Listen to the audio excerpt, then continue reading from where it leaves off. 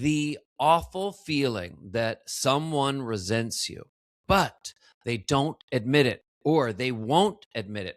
Maybe you have tried to bring this issue up with them and said to them, listen, I feel like something's wrong here. I feel like something's off. I really feel like you're angry at me. Because remember, resentment is the accumulation of anger over time. So maybe you've tried to bring it up with them and they say, no, they're not. And maybe they even swear they're not.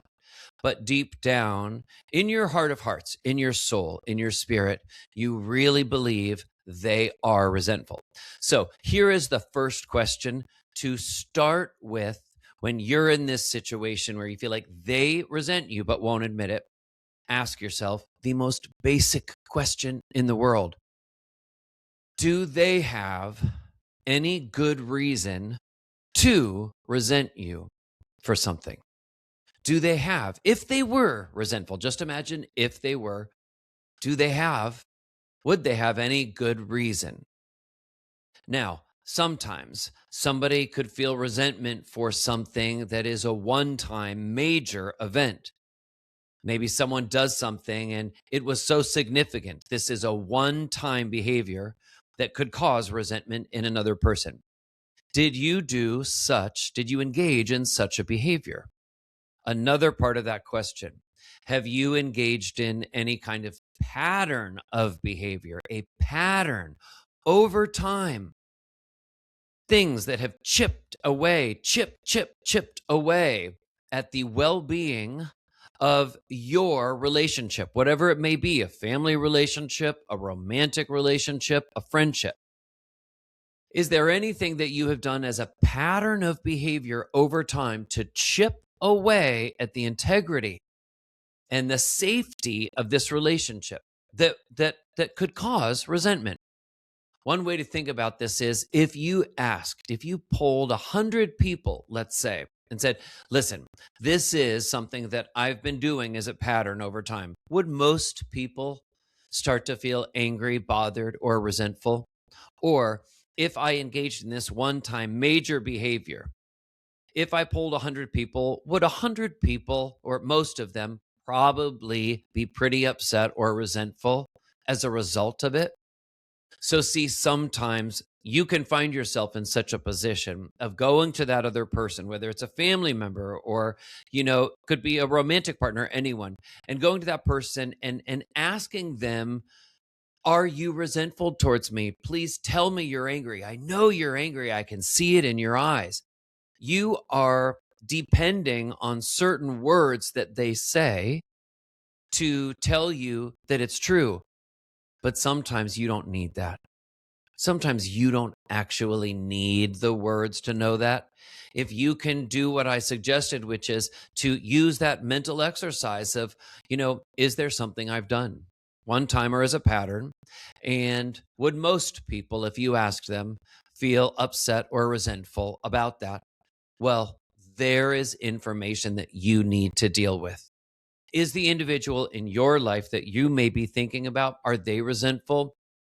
Maybe the safest thing that you can do to proceed is to say to yourself, even though they're saying they aren't, it's possible. It's possible. Now, why is it possible? What are the reasons why somebody may actually deep down feel resentment, but not admit it to another person? Okay. Sometimes when people don't have the answers, they can fill in the blanks in all kinds of negative, distorted ways. But let's not assume that there is any nefarious or cruel or upsetting reason why they might not admit it. Let's actually do the opposite. Let's actually say, if they are resentful towards something, there's probably for them what they think is a decent reason. One of the main reasons is fear of conflict. A lot of people are really, really averse to conflict. Some people not only don't like conflict, but they hate it. They hate it. It makes them so uncomfortable and nervous and edgy. Some people will do anything they can to avoid it. That's how much they dislike it. And so if they actually do feel legitimate resentment towards a person? Well, unfortunately, the situation requires confrontation, but this isn't something that they are really comfortable doing. Maybe it's not something they're simply good at this point in their lives. Not everybody is good at confrontation. People who are afraid of conflict, there may be totally reasonable reasons why. Maybe they come from a family where they were never allowed to be angry, or when people did get angry, they got explosive. People do a lot of times have reasons, emotional reasons why they are the way they are. So that is one of the reasons why people sometimes won't admit if they are resentful, is because of fear of conflict. But one of the most common reasons that I find as a psychologist in my own clinical work why people are uncomfortable or won't admit that they feel resentful is because a lot of times they are not even sure what it is they are feeling. They are not sure what the heck they do feel. And for good reason, we don't have classes in school that teach us how to know our feelings, how to recognize them, how to identify them. We have science classes, we have math classes, we have a million classes going through school. And yet, some of the life lessons that we need, how to understand and read people, how to understand ourself and our emotional needs and what we need, no classes for that. Nope. Later in life, you're just going to have to go, if you want, as an adult and seek out therapy. Or maybe you're lucky and have a parent when you're a kid and they bring you to therapy. Well, not everybody has that experience. So a lot of people find themselves in life not really knowing how to understand the map of their own feelings. And it makes perfect sense too, because feelings are not neat and organized. For example, what is the difference between sadness and disappointment? What is the difference between feeling disappointed and feeling bitter? What is the difference between feeling angry and bitter? These are not easy questions to answer. Now, a lot of people can learn some of these things over time, but it's not natural for everybody. Okay. So just simply not knowing why we feel the way we feel sometimes is one reason why a person might not admit that they feel resentful. And a final reason why a person might not admit that they feel resentful toward you is because over time, they have learned that it doesn't help to tell you their true feelings. They have learned over time that it almost doesn't matter if they tell you how they really feel. They may have felt over time like when they did try to tell you how they felt about certain things when they were upset, they may have felt dismissed. They might have felt kind of neglected, like you really didn't care. They might have felt like you blamed them even, or you wouldn't take responsibility. So it makes sense in some cases if a person gets to a point where they say, you know what? No, I'm not going to admit that I feel resentful towards another person because it hasn't changed anything when I've tried to talk to them about things before.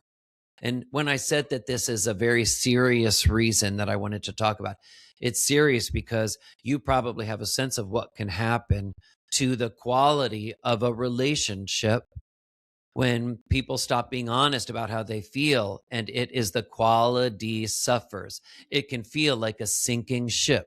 In a second, I'm going to share a couple of resources that you can think about. But first, I just want to go back to, if you are in a position where when you ask yourself, have you done something that would make this person or make the average person feel resentful, even when that person might not admit it?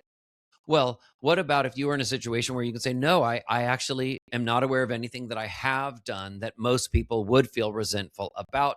If you still feel that sort of sense that the other person is holding this resentment, but not owning up to it, the last thing that you can do is just go to them. You don't need to have this conversation 25 times. You can have this conversation one time and say, listen, I've tried to talk to you about this before. I do feel like there's something between us. I sense resentment or this accumulated anger that you feel towards me. I've tried to get us to talk about it, and you've said, no, you really don't have that. I don't want to continue to feel this kind of gulf between us. I want things to be smooth and I want things to feel transparent in this relationship. Why don't we kind of check in on this issue again in, a month or two and see if it's gotten better? And then at that point, revisit it. At some point, if things continue this way, but nothing changes for the better, you can really then ask yourself, how close is it reasonable for you to be? How emotionally close is it reasonable for you to be with someone where you feel this gulf between them? Whether it's, your adult sibling and you want to have a good sibling relationship, or whether it's a romantic partner, another extended family member, okay? Now, a couple of resources that you can think about if you do feel like you have a relationship with someone, and usually that would be a romantic relationship, when you want to try to work things out and work through this resentment. You don't always have to reach out to couples therapy. There are other ways. So, some of the things that you can do, you can look into online relationship improvement courses that you can take. Those are very easy to find. Now, my recommendation is to consider looking at options that are run by licensed mental health clinicians. And there are also a lot of good books, a lot of resources on repairing relationships that you too, if you're willing to, can work through as a couple, like a program. Set up, let's say, a month goal. We're going to do this for 1 or 2 or 3 months and see if we can improve our communication and the overall quality of our relationship. Okay. I'm Dr. Seth, psychologist.